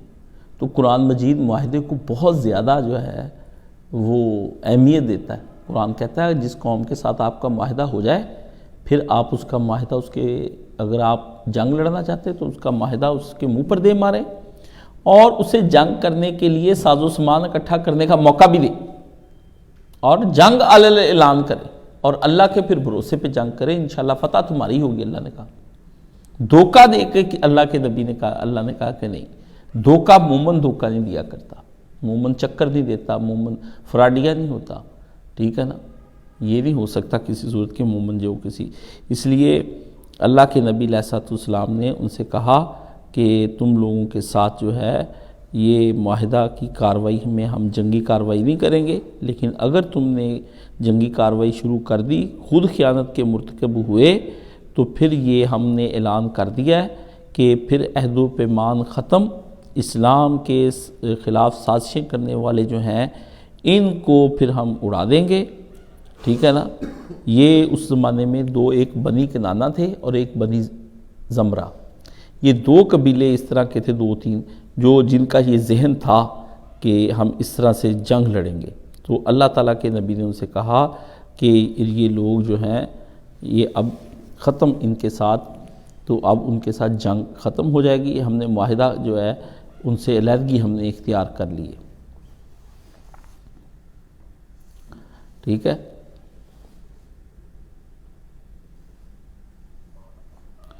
یہ نبی پاک نہ نکالتے تو آپ کو پتہ ہے پھر کیا ہوا تھا؟ یہ حضور پاک نے مکہ مدینہ اس لیے پاک کیا کہ نبی علیہ السلام کو پہلے ہی اللہ نے خبر دے دی کہ ان میں سے کچھ لوگ ایسے ہیں نبی جو اس وقت تو تیرے ساتھ ہو رہے سامنے مسلمان، اور نہ نرم میٹھے بن کے یہ رہ رہے ہیں یہاں پہ، انہوں نے تیری آنکھ بند ہوتے ہی نہ کھڑے ہو جانا ہے۔ ان میں سے کچھ نے کہا بھی کہ ہم مسلمان ہوتے، فرمایا چلو ہمیں کوئی ٹائم دیں، آپ نکل جاؤ، بس باہر جا کے مسلمان ہو لینا۔ وہ چلے گئے، پھر کیا ہوا آپ کو پتہ ہے؟ ادھر رسول اللہ فوت ہوئے، ادھر پورے فتنہ ارتداد ہو گئے، وہ کافر ہو گیا، اس نے اعلان کر دیا، وہ بکر صدیق پہ تو آ گئی قیامت، حضرت عمر جیسے کا پتا پانی ہو گیا۔ اس نے کہا یہ کیا ہو گیا عمر، ابو بکر کرے میں جنگ لڑنی منکرین زکوٰۃ اور ان لوگوں کے ساتھ، کوئی زکوٰۃ کے نام پر منکر ہو گیا، کوئی نئی نبوت لے کے آ گیا، ہاں جی، کوئی ویسے دین سے پھر گئے، مرتد ہو گئے۔ حضرت ابو بکر صدیق کے ساتھ جو معاملہ ہے، حضرت عمر نے تو اچھی حکمرانی کرنی تھی، ابو بکر جو سارا کچھ سیٹل بنا کر گئے تھے۔ حضرت عمر کی کامیابیوں پہ اتنا نہ خوش ہوا کریں، یہ ساری بنیادیں ابو بکر کی باندھی ہوئی ہیں، سمجھ گئے آپ؟ حضرت عمر کی جو اتنی اچھی ایڈمنسٹریٹو ہے نا، وہ تو ان کی ایک کام ہے، کام سارا تو بکر سے ہی کر کے گئے ہیں۔ وہ بعد میں پھر جو مرتد ہوئے، وہ اس صورت کے تناظر میں آپ دیکھیں کہ پھر حضرت بکر صدیق کی خلافت جو ہے وہ تو پھر اس وقت مسلمان بڑی مشکل درپیش آ گئی تھی۔ یہی لوگ جن کو اللہ نے اب نکالا تھا نا، یہ مکے مدینے میں ہوتے پھر کیا کرتے؟ اندر ہی کھڑکا دینا تھا سارا مرکز، تو مرکز سے نکالا ان کو پہلے، اللہ نے کہا نکال نبی ان کو باہر۔ فَسِیحُوا فِی الْأَرْضِ أَرْبَعَةَ أَشْہُرٍ وَاعْلَمُوا أَنَّکُمْ غَیْرُ مُعْجِزِی اللَّہِ وَأَنَّ اللَّهَ مُخْزِی الْکَافِرِینَ۔ پس تم لوگ اس ملک میں 4 مہینے اور چل پھر لو، یعنی گزارا کر لو، جان رکھو تم اللہ کو عاجز کرنے والے نہیں ہو، اور یہ کہ اللہ منکرین حق کو رسوا کرنے والا ہے۔ یہ کافروں کو دھمکی لگا رہا ہے اللہ تعالیٰ۔ اللہ نے کہا تم جو ہے نا ان کو نبی صرف 4 مہینے کی مہلت دے دو، 4 مہینے تک، یہ اعلان 10 ذی الحج 9 ہجری کو ہوا، اور 10 ربیع الثانی 10 ہجری تک 4 مہینے کی مہلت ان لوگوں کو دے دی گئی۔ کہا اس دوران اپنی اپنی یہ پوزیشنیں دیکھ لیں، لڑنا ہو تو لڑائی کے لیے تیار ہیں ہم، ٹھیک ہے، ملک چھوڑنا ہے تو نکل جائیں پناہ تلاش کریں، جائیں اپنا ملک، اپنا کنٹری کوئی اور ڈھونڈ لیں، اور اسلام قبول کرنا ہے تو وہ بھی سوچ سمجھ کر قبول کر لیں۔ 3 چیزیں ان کے سامنے رکھی گئیں، ٹھیک ہے، یہ ملک چھوڑنا ہے تو آپ جا سکتے ہیں، اسلام قبول کرنا ہے آپ یہیں پہ رہ سکتے ہیں، جنگ لڑنی ہے یہ رہا گھوڑا یہ رہا میدان، نبی تیار ہے۔ اللہ نے کہا ڈرنا ڈرنا ہم نے تم سے کوئی نہیں، وہ ہو گیا جو صلح حدیبیہ پہ معاہدہ ہو گیا، وہ کر دیے معاف ہم نے جو رسول اللہ نے فتح مکہ کے موقع پر معاف کرنے تھے۔ تو فرمایا یہ دراصل صورت احکامی صورت ہے۔ کیا ہے؟ اس کے بارے میں آپ یہ شریعت ہے، اس صورت کے اندر خالص شریعت بیان ہو رہی، قانون بیان ہو رہا ہے، لا اینڈ آرڈر کا مسئلہ بیان ہو رہا ہے۔ یہ وہ صورتوں کی طرح کی کوئی عقیدے نہیں بیان ہو رہے، یہ ملک کیسے چلانا ہے، اپنا سسٹم کیسے چلانا ہے، اپنی بستی کیسے چلانی، اپنا دارالسلام کیسے چلانا ہے، اپنا دارالہجرہ کیسے چلانا ہے، اپنے کنٹری کو کن بنیادوں پہ قائم رکھنا ہے، دوسروں کے ساتھ کیا کرنا ہے، جو یہ ظاہری چیزوں کے اوپر ہو رہا ہے، یہ سسٹم تیار ہو رہا ہے، سسٹم کے لیے بات کی جا رہی ہے۔ اس لیے اس صورت کو سسٹمیٹیکلی سمجھنے کی آپ نے کوشش کرنی ہے، اس کو وہ صوفی بن کے نہیں کوشش کرنی، اس کو آپ نے دوسرے رنگ میں یہ صورت اپنا رنگ دکھا رہی ہے۔ یہ شریعت زہرا کا رنگ ہے جب قائم ہوتی ہے۔ جو کہتے ہیں نا شریعت زہرا اور باطنہ میں، وہ کہتا ہے کہ حضرت ابو علی قلندر رحمۃ اللہ علیہ جو تھے ان کی بڑی بڑی مونچھیں تھیں، تو وہ ان کے پاس شریعت زہرا کے جو قاضی تھے، قاضی کہتے ہیں شریعت زہرا کے امین کو، جج اس زمانے میں، وہ میرا نام بھول گیا ان کا، تو وہ آئے تو وہ بھی بڑے نیک تھے لیکن وہ شریعت زہرا کی پابندی کرتے تھے، یہ زہرا کی پابندی بھی کرتے تھے۔ اچھے قاضی صوفیزم میں بھی بہت آگے ہوتے ہیں اور شریعت کی بھی بڑی پابندی کرتے ہیں، تو یہ ایک ہی فن میں ماہر تھے۔ تو انہوں نے کہا تمہاری مونچھیں شریعت میں حد سے زیادہ تجاوز کر رہی۔ تو غوث پاک وہ اپنے جو ہے نا غوث علی شاہ قلندر نے انہوں نے کہا کہ آپ آنکھ بند کریں، تو قاضی صاحب نے آنکھ بند کی، تو ان کو مشاہدہ کرایا، انہوں نے کیا کرایا، ایک مونچھ ان کی پاتال کی طرف جا رہی ہے اور ایک مونچھ ان کی عرش الہی کے قریب جا رہی، بتایا بھی اسی اللہ دے ولی ہیں، بہت پہنچے ہوئے ہیں، ساڑیاں مچھاں نہیں تو دیکھ لا، مچھاں نہ جا ساڑے اندر دیکھ اسی کی۔ قاضی صاحب نے کہا کہ ہوں تو کھا بند کر،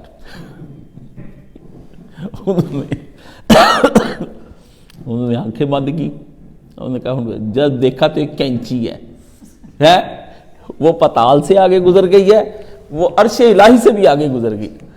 انہوں نے کہا کو لگا نظر آئی ہے تو اس شریعت دی کینچی ہے، سمجھدا نا، پکڑ کے کاٹ دی دونوں مونچھیں، کہا چل بندہ بن، سمجھ گیا نا۔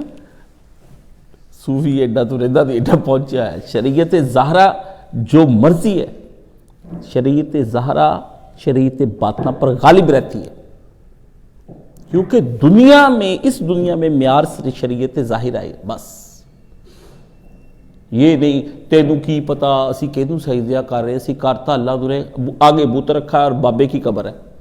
اللہ نے کہا نا یہ چکر نہیں چلنے، یہ تیرا دل میں قیامت آپ ہی چیک کر لوں گا، ہون نہیں تو کرنا کسی کے سامنے سجدہ، تینوں کی پتہ سی کیڑی نماز چاہ ہر ویلے۔ اللہ نے کہا اٹھ کے نماز پڑھ، کوئی نماز تینوں نہیں پتہ نہیں، چھتر پھیرو حضرت عمر اس کو، اسلامی نظام چھتر پھیرے گا جو بندہ نماز نہیں پڑھتا، سمجھ گئے؟ تینوں کی پتہ سے کتنے پہنچے ہوئے ہیں۔ یہ اکثر آپ لوگ قابو کرنے کے لیے نا دوسروں کی یہ جملہ بولتے ہیں، تینوں کی پتہ سے تینا کنا پیار کر دے، اور ان کا بات چھاڑ دے، یہ شریعت زہرا پوری کر، یہ اچھی پتہ چل جانا تیرے پیار دا، ہے جی۔ یہ نا یہ جھوٹے آدمی کی نشانی ہوتی ہے، جھوٹے آدمی کی نشانی ہوتی ہے، دوسرے کو چکر دینے کے لیے کہ تمہیں کیا پتہ کہ میں تم سے کتنا پیار کرتا، تمہیں کیا پتہ میں تمہیں کیا تمہارے دل میں میرا کیا مقام ہے، ان کا رہن دے، تیری مہربانی ہے، تو باہر ہی جڑا بھی کرسی تے بٹھاڑا اتنے بٹھا دے، زمین تے نہ بٹھا بھی بٹھانا زمین تے چھتر سے مارے، تیرے مقام دا تو نہیں اندازہ کر سکتا میرے دل چکی۔ انہوں نے کہا جو ہوں ہو رہی ہیں تو اتنے آ، باقی گلاں بعد چکا۔ یہ میں آپ کو پکی باتیں اس لیے بتاتا ہوں تاکہ آپ شریعت ظاہرہ کے اوپر رہیں، آپ کسی ملنگ مجذوب کسی باطلی فرقے کے اندر نہ آ جائیں، کسی کے بابے کے کسی جھوٹے افسانے کے اندر نہ آپ آ جائیں۔ شرک اسے کہا نہیں یہ بھی نہیں کرنے اسی شرک، تو یہ کہ پتہ مام سہندا کوڑا یہ کی سانو لبدا، انہوں نے کہا بس بند کر دے، تازیے چ میری کی دل وا یہ شرک، یہ بہانے شیطان کے سارے. دل نو اتھے رکھ، بس اللہ جانتا ہے دلوں کے راز. دنیا میں قانون چلانے کے لیے ہم نے یہ جرم نہیں کرنے دینا، سمجھ گئے؟ دنیا اور چیز ہے. شریعت ظاہرہ کے ٹوٹنے دیتے. غیر شرع دے مار جتیاں وہاں ہوائیں اڑدا جاوے. اس سے کتنی کرامتیں کو ظہور ہوتا جائے. جب شریعت پہ نہیں ہے پھر نہیں آپ کریں گے، ایسا نہیں ہے. شریعت پہ آنا پڑے گا. کیوں نہیں آتے؟ اگر تمہیں اتنا ہی اللہ سے پیار ہے تو اللہ جو ظاہری حکم دیتا کیوں نہیں مانتے اللہ سے؟ شیطان نے اللہ سے تینوں کی پتا میں تینا بہت پیار کرتا. اللہ نے کہا آدم سجدہ کر. ہوں ہی پتہ لگ جاتا تو میرا پیار کرتا کہ اپنی مننا. من نہیں آیا کہ نہیں مینوں تے نہ عشق. انہوں نے کہا عشق نوں چھڑ دے تو اس گل. موسیٰ علیہ السلام نے کہا کہ تو سجدہ یار تو جو اتنا ہم تریا پھرتا کری ادھر ادھر، چل تیری اللہ نے میں صلح کرا دوں. اللہ نے کہا گل وہی ہے، آدم نہیں تے آدم بھی قبر ہے، چل اتنے سجدہ کر. کہ دے کتا دا خدا ہن کے قبر تو سجدہ میں جینے تو نہیں کیتا ہن میری قبر تو کرن لگا. اللہ نے کہا موسیٰ علیہ السلام میں اندروں بڑا ٹھیٹ ہے، یہ تھی تینوں انہیں ایویں تینوں کیا کہ میری صلح کرا دے. کہتے ہیں نا حکایت بنی ہے نا ایک، یہ برے آدمی کے لیے مثال بنی ہوئی ہے کہ وہ شیطان کہیں مل گیا موسیٰ علیہ السلام نے کہا یار کتنی دنیا گمراہ کر دی تو نے، کیا کچھ تو نے کر دیا، چل تیری میں اللہ کے ساتھ صلح کرا دیتا ہوں. تو کہتا میں تو آپ صلح کرنا چاہتا، وہی نہیں کرنا چاہتا. تو انہوں نے کہا پھر تیرے لیے میرے اجازت ہے؟ انہوں نے کہا بالکل اجازت ہے. اللہ تعالیٰ کے پاس وہاں گیا. اللہ تعالیٰ نے کہا گل مکانے. انہیں اللہ تے کوٹ گیند سٹی، اللہ نے اگے سٹ دیتی. اللہ نے کہا گل اوہی آ، آدم سجدہ کر. انہوں نے کہا آدم تو ہے نہیں. اللہ نے کہا قبر تو کر سجدہ. انہوں نے کہا نہ جینے تو میں کیتا نہیں، مرے تو میں کرنا. اللہ نے کہا ٹھیک ہے. یہی تجھے پڑھوانا تھا میں نے. اندر کہا کہ تو نافرمان ہے، بیسیکلی تیری نافرمانی ہے تیرے اندر، تو اندر سے بڑا پکا ہے، ٹھیک ہے نا، اس لیے اس چکر میں نہیں آنا. تو فرمایا یہ اللہ کو عاجز نہیں کر سکتے. یہ کیا سمجھتے کہ ہم کوئی اللہ کے دین کے خلاف پلاننگ کر لیں گے اور پلاننگ کرنے کے بعد مکہ مدینہ ہلا دیں گے؟ یہ تم لوگ مجھے یہ نہ کرو. اللہ اپنے دین کی حفاظت کرنے والا ہے، اس کو خود پتہ ہے کہ میں نے حفاظت کیسے کرنی. اس کا کیا ہے، سارے چھوڑ جائے. الم تری کیف فعل ربک باصحاب الفیل الم یجعل کیدہم فی تضلیل وارسل علیہم طیرا ابابیل ترمیہم بحجارۃ من سجیل فجعلہم کعصف مأکول. بس ختم. ہم نے تو ختم کر دیا تھا سارا کچھ. ہمارا کیا ہے، کوئی بھی نہ مدد کو آئے، ہمیں پتہ ہے اپنی زمین کا سسٹم کیسے چلانا ہے. اصل میں بات یہ اللہ تعالیٰ کا یہ غرور اور تکبر بنتا ہے کیونکہ کوئی بھی چیز اس کی اطاعت سے باہر نہیں ہے. بندے کام نہیں کریں گے، چڑیوں سے چڑیاں نہیں، تو طوطے نہیں، مور، کسی سے یہ سارے انکار کر دیں گے. سمندروں کو حکم دے دے کہ ساری زمین میں پھیل جاؤ، پھیل جائیں گے. حدود سے تجاوز کرنا ہے نا سمندروں نے. کچھ نہیں کہے گا زمین کو، کہے گا پھٹ جاؤ، زمین پھٹ جائے گی. لاوے آ جائیں گے باہر پہاڑ. کون سی مخلوق ہے جو اس کے سامنے سر نہیں جھکاتی؟ آپ اپنی سرکشی نہ دکھائیں. اللہ کے دین کا کام آپ نہیں کریں گے نا تو اپنا ہی منہ کالا کرنا ہے آپ نے، سمجھ گئے؟ اللہ کے دین کے لیے اللہ نے یہ کر کے دکھائیں دنیا کے اندر کہ میرا کیا ہے، میں تو جلتی ہے. تم آگ کو کہہ دو کہ بندے کو ڈال دو، ہم آگ کو کہہ دیں گے تم رک جاؤ. تم سمندروں کو کہہ دو گے کہ ان کے آگے سمندر آ جائیں گے، ہم سمندروں کو کہیں گے تم پھٹ جاؤ اور یہ ہم موسیٰ گزر جائیں گے. تمہارا کیا، ہمارا کیا ہے؟ سمندر ہوں، آگ ہوں، پہاڑ ہوں، کچھ ہو، ہمارا کیا ہے؟ پرندے ہوں. آدمی کو غرق کرنے کے لیے کیا ہارٹ اٹیک کرنا ضروری یا کوئی پولیس پکڑے گی؟ فرمایا ادھر ہی کھڑا ہوا تو زمین میں دس جا. تو قارون زمین میں دس گیا، کھا گئی زمین، اس کو اندر ہڑپ کر گئی. اس کے لیے مگرمچھ کی ضرورت نہیں ہے اللہ تعالیٰ کو، یہ ایناکونڈا نہیں، وہ زمین ہی ایناکونڈا بن گئی اس کے لیے. اللہ نے جب کسی بندے کو مصیبت میں پھنسانا ہوتا ہے یا گرفتار کرنا ہوتا ہے تو اللہ تعالیٰ کے لیے کوئی باہر سے کوئی چیز ضروری نہیں، اندر ہی بڑے تماشے لگ جاتے ہیں، سمجھ گئے؟ اس لیے اللہ کے سامنے عاجزی کے ساتھ رہنا ہے. فرمایا اور دوسری بات یہ ہے کہ تم مجھے اگر عاجز کرنے کی کوشش کرو گے تو کافروں میں تمہیں رسوا کرنے کی آخری حد تک جاؤں گا. کیسی بات ہے، کیا دھمکی ہے، آپ دیکھیں تو صحیح۔ اچھا تو آپ مجھے عاجز کرنا چاہتے ہیں، بے بس کرنا چاہتے ہیں اپنی چالوں کے ذریعے سے۔ اللہ نے کہا تو بس ٹھیک ہے، ایک عزم تم نے کیا، ایک تیرے رب نے کر لی۔ تم نے عزم کیا خدا کو نیچا کرنے کے لیے، اللہ نے عزم کر لیا تم لوگوں کو رسوا کرنے کے لیے۔ آپ کو پتا ہے اللہ تعالیٰ جب رسوائی دیتا ہے تو کیسے دی تھی؟ یاد ہے خیبر کی جب فتح ہوا وہاں پر تو یہودیوں کو کیسے نکالا؟ جو تھے ان کے مقابلے میں آئے جنگ میں، وہ 500 کے 1500 یا کتنے لوگ تھے، ان کی گردنیں اتروا دی۔ نبی پاک نے نالیاں بنوا کے باقاعدہ طور پہ اللہ نے حکم دیا، حضرت سعد نے جا کے فیصلہ کیا تھا، تو گردنیں آگے رکھ کے نالیوں میں خون بہہ رہا تھا، کھالا بہہ گیا پورا کا پورا کھالا خون کا، 1500 آدمی ذبح کرا دیا، عورتیں بچے سارے غلام بنا دیے، حضرت صفیہ بھی ان کے اندر آئی تھی۔ سارے باغ اڑا اڑو کے ان کے رکھ دیے، خیبر خالی کرا دیا ان سے۔ اللہ کے نبی نے کہا یہ نہیں ہونا اس طرح سے۔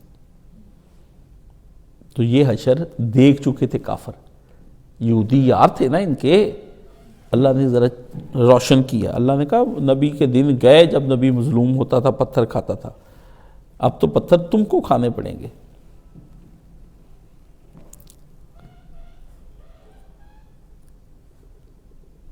فرمایا وَأَذَانٌ مِّنَ اللَّهِ وَرَسُولِهِ، پیچھے کا کہا بَرَأَةٌ مِّنَ اللَّهِ وَرَسُولِهِ، یہاں کیا کہا وَأَذَانٌ مِّنَ اللَّهِ وَرَسُولِهِ، اطلاع عام ہے خدا اور اس کے رسول کی طرف سے۔ پہلے کا إِلَى الَّذِينَ عَاهَدتُّم مِّنَ الْمُشْرِكِينَ، یہاں پر کیا ہو رہا ہے إِلَى النَّاسِ، سب لوگوں کو یہ خدا اور اس کا رسول اطلاع عام دے رہے ہیں۔ چیزوں کا ذائقہ بھی مزہ بھی اپنا ہی ہوتا ہے بھائی جان۔ اطلاع عام دی جاتی ہے لوگوں کو، اعلان کر رہے ہیں خدا اور اس کا رسول، سنو سنو سنو شہنشاہ معظم کا اعلان سنو، کان برگوش، ہوش برگوش جو ہے وہ پورے ہوش کے ساتھ سنو۔ کیا إِلَى النَّاسِ، صرف تم ہی نہیں، ایک مومن کافر ہی نہیں، سب سنو۔ یوم الحج الاکبر، آج حج اکبر ہے۔ حج اکبر جمعے کے دن نہیں ہوتا، حج اکبر سے مراد بڑا حج، اور حج اصغر چھوٹا کس کو کہتے ہیں؟ عمرے کو کہتے ہیں۔ تو فرمایا حج اکبر اس لیے لفظ اللہ تعالیٰ نے کہا کہ یہ کوئی عمرہ نہیں ہو رہا، سارے عرب اکٹھا ہو کے ابراہیمی تقلید جو کر رہے ہیں وہ آج اکٹھے ہو کے نبی کے پاس آج کے دن آ گئے ہیں اللہ کا گھر دیکھنے۔ تو اس گھر کے دیکھنے پر جو زیارت کے لیے ہیں وہ سن لیں، اس زیارت کرنے کے موقع پر آنکھ تو دیکھ ہی رہی ہے نا، کان کھول کر سن لیں سارے۔ کیسی بات ہے، میں کہتا ہوں تیور ہے صورت کے۔ ان اللہ بری من المشرکین، پہلے تو بات کی تھی نا اور نبی بھی ساتھ ڈالا، اب اللہ نے کیا کر دیا؟ اللہ مشرکین سے بری ہے، اللہ کو مشرکین سے نفرت ہے، اللہ ان کی کوئی گارنٹی نہیں اٹھاتا ہے، اللہ ان کی کوئی حفاظت نہیں کرنا چاہتا ان مشرکین کی، اللہ کا تو چلتا ہی نہیں، اللہ کہتا ہے جاؤ بھاگ جاؤ یہاں سے، مومن میرے ذمے میں رہے۔ بری من المشرکین ورسولہ، اور اس کا رسول وہ بھی کب اللہ کو چھوڑنے والا ہے، ساتھ ورسولہ کیوں لگایا؟ فرمایا رسول بھی پیچھے پیچھے ہے، نمائندہ ہے نیچے۔ فَإِن تُبْتُمْ فَهُوَ خَيْرٌ لَكُمْ، اگر تو تم کرتے ہو شرک سے توبہ بہت اچھا ہوگا تمہارے لیے، اس دنیا میں بھی اس دنیا میں بھی۔ وَإِن تَوَلَّيْتُمْ، اور اگر تم نے پھیر لیا منہ، فَاعْلَمُوا أَنَّكُمْ غَيْرُ مُعْجِزِ اللَّهِ، تم یہ سن لو کہ تم خدا کو عاجز کرنے والے نہیں ہو۔ وَبَشِّرِ الَّذِينَ كَفَرُوا بِعَذَابٍ أَلِيمٍ، اے نبی ان کافروں کو سخت عذاب کی خوشخبری سنا دو۔ ٹھیک ہے، اور پھر آگے کیا فرمایا؟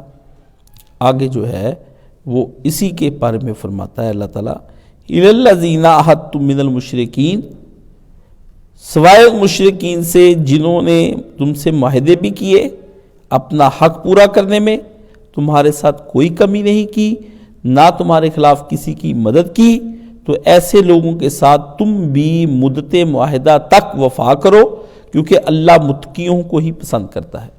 دو طرح کے مشرکین اس میں ذکر کیے ہیں، وہ مشرکین جنہوں نے معاہدہ توڑا یا توڑنے کے ارادے تھے، وہ مشرکین جو شریف النفس تھے، آرام سے رہ رہے تھے۔ اللہ نے کہا ان کے ساتھ تو جن کے ساتھ معاہدہ توڑ لیا جنہوں نے، ان کو تو ابھی نکالو نا۔ سال بھر کا معاہدہ تھا، وہ چوتھے مہینے میں معاہدہ توڑ بیٹھے۔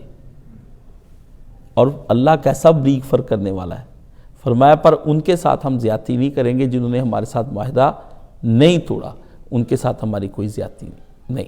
یہ نہیں کہ ہم نے ان مشرکین کے ساتھ ان مشرکین کو بھی اللہ تعالیٰ نے کہا نکال دو، نہیں۔ اللہ نے فرمایا یہ تو انصاف نہیں، وہ تو اللہ سے کہیں گے، پیارے نبی سے کہیں گے کہ یہ کیا بات ہوئی، بھئی انہوں نے آپ کے ساتھ زیادتی کی، میں نے تو نہیں کی۔ اللہ تو مشرکین کے ساتھ بھی انصاف کرتا ہے، ہم اپنوں کے ساتھ بے انصافیاں کرتے ہیں۔ بلوچوں کو بلا کے ان کے ساتھ جو ظلم کر رہے ہیں ہم، کبھی امان دیتے ہیں، کبھی ان کو، اب وہ آپ سے الگ ہونے پہ تیار ہو گئے۔ آپ اس کو غور کریں، پاکستان کے حالات اسی کے اندر ہیں، ٹھیک ہے۔ ان کے بچوں کو مار دیتے ہیں، ان کو جیلوں میں بھیج دیتے ہیں، قرآن پاک درمیان میں رکھ کے معاہدہ کرتے ہیں، پھر قرآن مجید کو درمیان سے اٹھا دیتے ہیں۔ سمجھ گئے؟ زرداری نے آپ کو یاد ہے کہا قرآن، یہ جو نواز شریف کے ساتھ معاہدہ تھا، کہتا ہے یہ کوئی پتہ نہیں کیا کہتا تھا، یہ کوئی حدیث ہے یا کوئی اس طرح کی بات کہی تھی، مجھے اب تک وہ کیا اس کے کریکٹ لفظ ہے مجھے ذہن میں نہیں ہے، تو یہ کہتا کوئی یہ فرض ہے، کوئی معاہدہ جمہوریت نہیں ہوا تھا بے نظیر والا۔ یہ اللہ نے کہا زبانیں ہیں تمہاری، تم معاہدے کر کے نہیں کسی بات کو کسی کو ٹکنے دیتے، ٹھیک ہے نا۔ ساری ہماری دینی جماعتیں رات کو معاہدہ اور کرتی، صبح ہمارے ساتھ معاہدہ اور کر لیتی۔ مجیب الرحمان نے جو معاہدہ کیا تھا، اس یحییٰ نے اور یہ سب نے بھٹو نے مل کے، اس معاہدے سے بھٹو پھرا تھا، وطن ٹوٹ گیا۔ پھر بنگالیوں کو غصہ تو آنا ہی تھا کہ آپ ان کے ساتھ طے کچھ کرتے ہیں اور ان کے ساتھ زیادتی کوئی کر رہے ہیں۔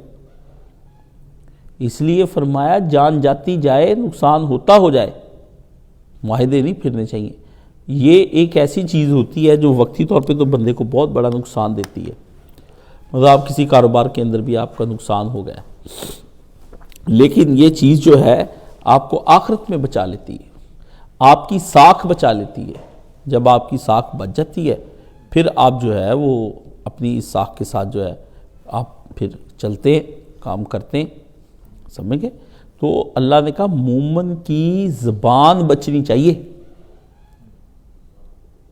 کچھ اور جاتا ہے تو وہ چلا جائے، اس کا ازالہ تو ہو جائے گا، گئی ہوئی زبان کا ازالہ نہیں ہونا، کیونکہ زبان ہی عزت ہے۔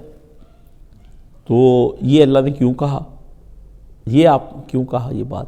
یہ اس لیے کہا کہ مومن اسی زبان سے کہتا ہے لا الہ الا اللہ محمد رسول اللہ، اللہ کے قانون کے علاوہ کوئی قانون نہیں مانوں گا، اور نبی محمد کے طریقے کے علاوہ کوئی طریقہ۔ فرمایا یہ پریکٹس کروائی جا رہی ہے تمہیں زبان اور قول پکا کر کے اس پر عمل کرنے کی، تاکہ تم نے جو قول اللہ اور اس کے رسول کے ساتھ کیے ہوئے ہیں ان کو پورا کرنے میں یہ مددگار ہو۔ کہ اللہ تو ایسے وعدے کرنے پر بھی گرفت کرتا ہے، ٹھیک ہے، کہ وعدے کے اندر کمی، تو کجا کہ اس کے مقابلے میں تم لا الہ الا اللہ محمد رسول اللہ کہتے ہو اور پھر اپنے قول پہ بھی نہیں رہتے۔ تو یہ اس کے اندر آیات کے اندر اللہ تعالیٰ نے بیان کیا ہے۔ اللہ تعالیٰ ہمیں قرآن مجید کو سمجھنے کی اور اس پر عمل کرنے کی توفیق عطا فرمائے۔ آج ہم نے اس کا سورہ کا آغاز کر لیا ہے، تو یہ بڑی ایک اہم سورہ ہے، اس سورت کو اللہ تعالیٰ ہمیں سمجھنے کی توفیق عطا فرمائے اور اس پر سبحان اللہ والحمد للہ ولا الہ الا اللہ واللہ اکبر ولا حول ولا قوۃ الا باللہ العلی العظیم۔ اللہم صلی علی محمد وعلی آل محمد اللہم بارک علی محمد وعلی آل محمد۔ یا اللہ ہمیں ہر وہ خیر سے نواز دیں جو آپ نے اپنے پیارے پیغمبر کو دیا، اور ہر اس شر سے ہمیں بچا لیں جس شر سے آپ نے اپنے نبی کو بچایا۔ یا اللہ ہمارے وطن عزیز میں ہماری حکومتوں کو اپنے قول اور اپنے قرار اور اپنی زبان پر عمل کرنے کی توفیق عطا فرما اور ان کو اپنا پاس رکھنے کی توفیق عطا فرما، اور ہمیں بھی اپنی زبان کا پاس رکھنے کی۔ ہم نے جو تیرے ساتھ لا الہ الا اللہ محمد رسول اللہ ان صلاتی و نسکی و ماحیایا و مماتی للہ رب العالمین کی آواز نکالی ہے، اس پر عمل کرنے کی توفیق عطا فرما، اور ہماری تمام ضروریات کو پورا فرما، اور دنیا کی ہر مصیبت سے ہمیں نجات عطا فرما، آخرت کی بھی ساری مصیبتوں سے ہمیں نجات عطا فرما۔ اور جن بھائیوں نے دعا کے لیے کہا ہے یا اللہ ان کی دعائیں قبول فرما، اور جن کے مریض بیمار ہیں ان کو شفائیں عطا فرما۔ وصلی اللہ تعالی علی حبیب خیر خلقہ محمد وآلہ وصحبہ اجمعین برحمتک یا ارحم الراحمین، آمین یا رب العالمین۔